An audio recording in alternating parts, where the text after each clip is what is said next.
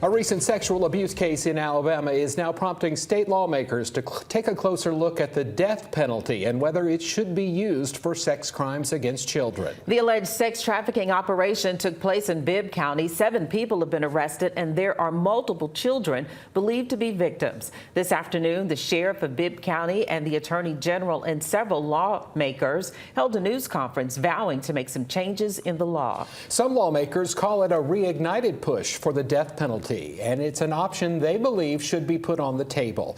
WSFA 12 News political correspondent Jessica Umbro is in our Capitol studio. Jessica, you were at a news conference today. What did lawmakers say? Why did they say this was the time for this legislation? Well, last legislative session, Republican Representative Matt Simpson filed a similar bill, which passed out of the House but did not get a vote in the Senate. He says the case out of Bibb County is a situation that he would have wanted this change to be used for. But since it can't be used retroactively, he says the next best thing is passing the law so the death penalty is an option for future cases.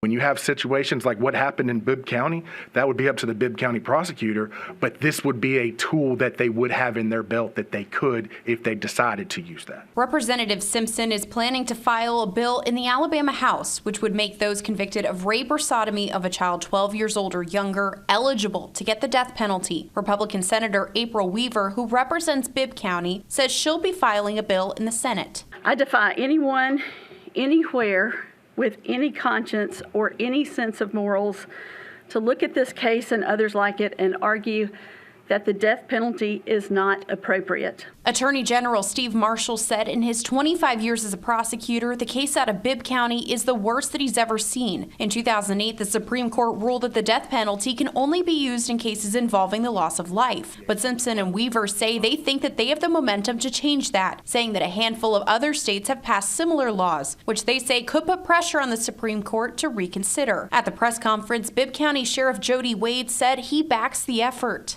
As we work to give a voice to these victims that haven't been able to have their say as of yet, we just want to take time out to come here and voice our support for this legislation.